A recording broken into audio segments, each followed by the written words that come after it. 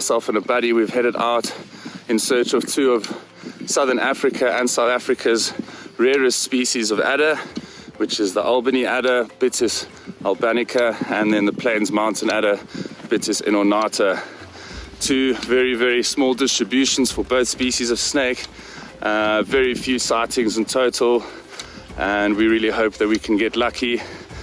We had a little hiccup with the car, but we're back here. We're going to do an hour or two now, and then tomorrow we're going to do a full day's herping. So hopefully we'll get lucky, wish us luck, and hopefully we'll turn up some cool snakes.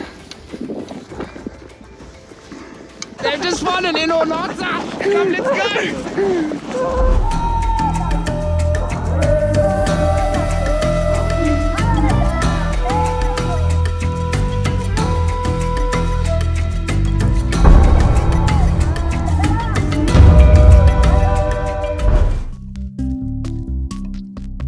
Hi guys, and welcome to my channel.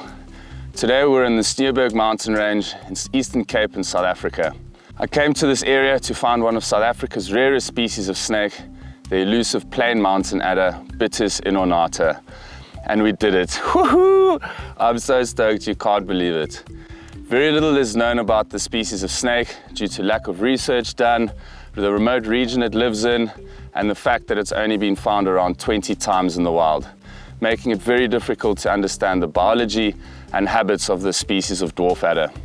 I just want to put that into perspective, that from 1838 till 2019, there's only been 8 confirmed sightings of the species in its natural habitat.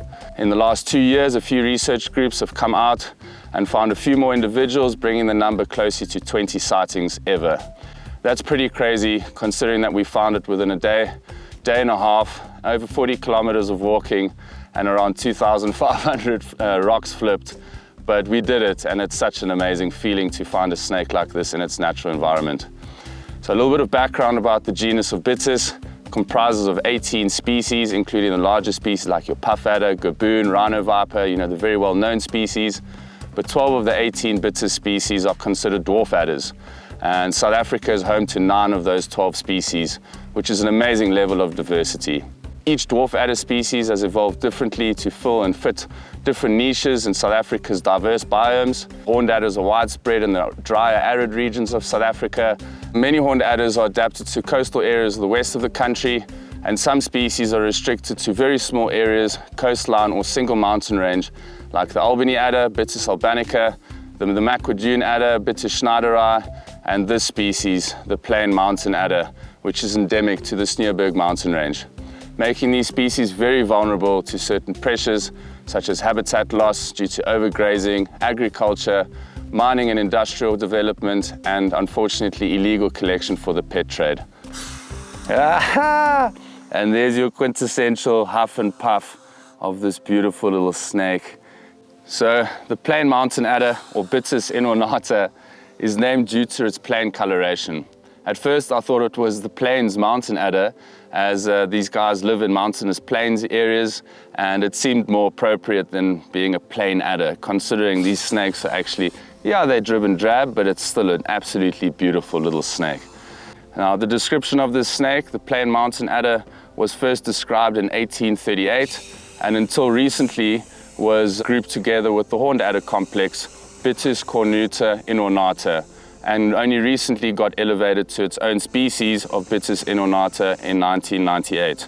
The plain mountain adder, as you can see, is a very small snake, with adults reaching around 30 centimeters in length and up to about 35 centimeters for really large females. Again, we don't know how big they can really get because there are so few records. They range from a dull brown coloration to a faint orangey color like this beautiful individual, and then a mix of creamy colors and brown and all of the above. They possess a very reduced pattern, as you can see, which varies from individual to individual. Some bolder patterning is present in some individuals, but they're nearly patternless, like in this individual, where you can see very, very faded chevrons along its back. It's really, really beautiful. It's almost like someone's drawn with a little bit of charcoal and it's kind of faded out. Now, the species of dwarf adder doesn't possess actual horns, but they do have little clusters of scales above each eye, They're really cool and pretty little adders, and a lifer species for me, and a really truly an experience I will not forget. The plain mountain adder is most active during the early hours of the morning and late afternoons. It'll come out and bask in the morning light just before sunset and then go head out to hunt into the night. This also depends on the temperatures at the time of the year, and they'll be most active during the warmer parts of winter and then the cooler parts during summer. During the hot days, these snakes tend to hide under rocks and crevices, under little thick bushes like the one behind me here, and they'll sit and chill all day until it's time to become active. During winter, I would assume that these guys go much deeper into rock cracks and crevices, or even abandoned little rodent burrows to escape the deathly frost and snow that is associated with the Sneeuberg. Again, a lot more needs to be studied to see if these animals actually brumate or if they're still active during the colder months. Now, their preferred habitat is high elevation grasslands above 1,500 meters.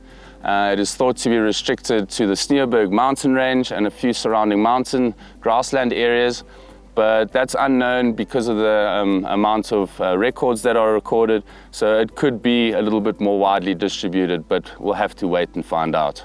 An amazing adaptation that the species has is the ability to cope with such extreme seasonal climate differences. From near 40 degrees during summer to temperatures dropping to -16 during winter, and the snow blanketing the land, that's a near 60-degree temperature difference between summer and winter, which is really, really crazy. There's one other species of adder in South Africa, the red adder, Bitis inornata, that lives in similar high elevation with very cold winters, but just not as cold as this species. This species is really hitting the extremes. Breeding time comes around the end of winter, beginning of spring, where the males will actively seek out a female. Once they breed, the female will be gravid for around 5 to 6 months in length, at which point she will give birth to live young at the end of summer, between 5 to 8 individuals. Again, that's an assumption of other species of Bitis, so these guys could have a little bit more or less depending. Now, there is a bit of sexual dimorphism where females are a little bit bigger than the males, and that's due to them having to carry the young over a long period of time. The species of snake will feed predominantly on lizards and geckos and small rodents, but again, we're not sure about this. But in terms of the prey items that we've seen out here, it makes a lot of sense that they would feed on lizard, lacerids, geckos, as well as small little field mice and things like that. They are ambush predators, which means they'll sit and wait patiently for prey items to come into range. But again, not enough is known about the habits of this snake to be able to confirm this. Like other dwarf adder species, they're known to climb up into short little shrubs, maybe up to half a meter into the bush, where they'll sit after they've warmed up, and they'll sit and wait for a prey item to cruise past, at which point they'll pluck them from the ground. Venom is assumed to be similar to other dwarf adders, meaning that's predominantly cytotoxic, associated with pain, swelling, and bruising. But again, there's no recorded bites of the species, and with the altitude and extreme temperature variations that they experience, that might influence venom toxicity and composition. Like in other species of snake, like the Mojave rattlesnake, composition of venom changes from locality to locality. So up until we know more about the snake's venom, I would veer on the side of caution and not make assumptions that it's the same as the other dwarf bitters. This species, like all other bitter species, tend to huff and puff like you've been hearing, and to try and protect themselves, they let you know, listen, don't pick me up, don't waste with me, I will bite you.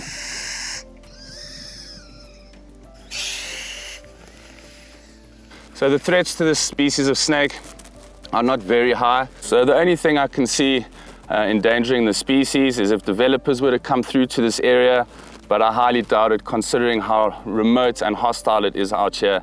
So I would say the primary threats to this animal are extensive sheep and cattle farming, which is already present here, which would then lead to habitat destruction, fragmentation, and then also frequent fires, which could really influence the species of snake.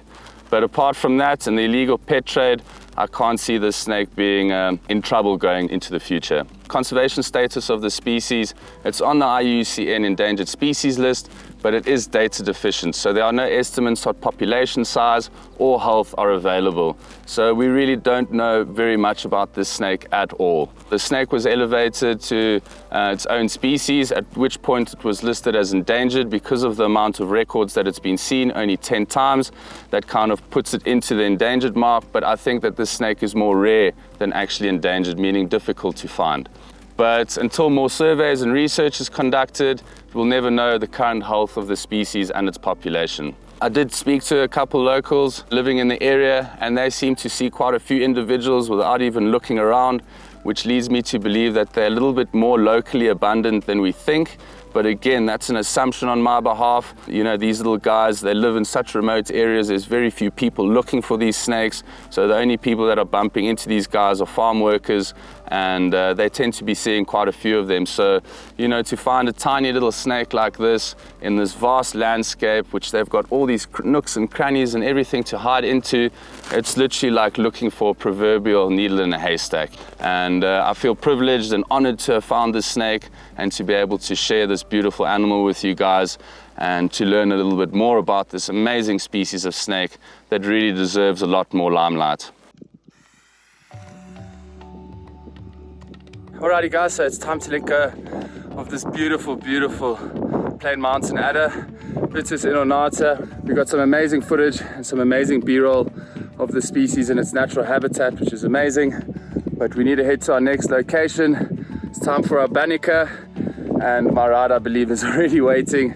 The Prado has come through to collect us, so then we're going to stop in graaff-reinet, pay the gentleman for fixing the car, and then onto our Banica location. So without further ado, let's put this guy back into the wild.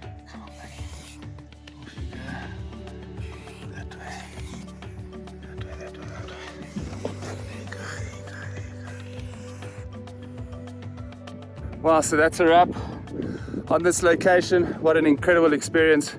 Super stoked to have been able to see and work with this incredible animal. But now I've got to run all the way down this hill and onto our next location. Super exciting. Literally the rock I just released, this other snake, the other inornata, I thought it came out the other side, but this is a completely different individual. This is the second one that I found at the same release site as the first one. What are the chances that I find a second one under the same rock that I've just released the first one? This is too much. I can't believe it. Okay guys, this one hasn't moved yet. And just to show you that I'm not lying, because I honestly can't believe this myself. I honestly just looked under the rock again to check that it wasn't the same one, but it's not. And I'm gonna lift this rock quickly and you're gonna see what.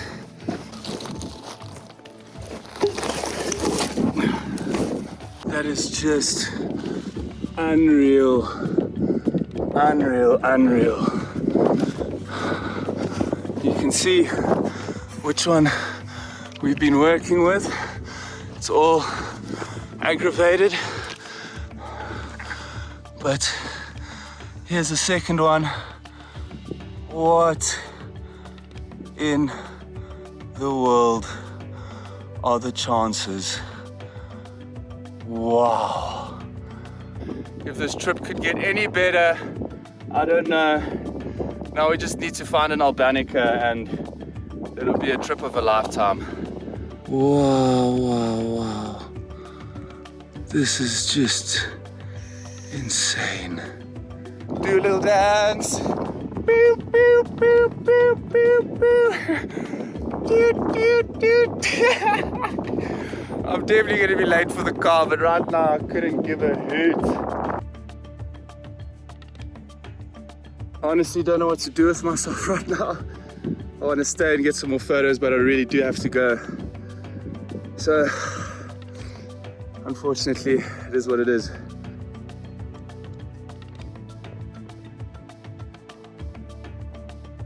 Okay, well, she's all good under there.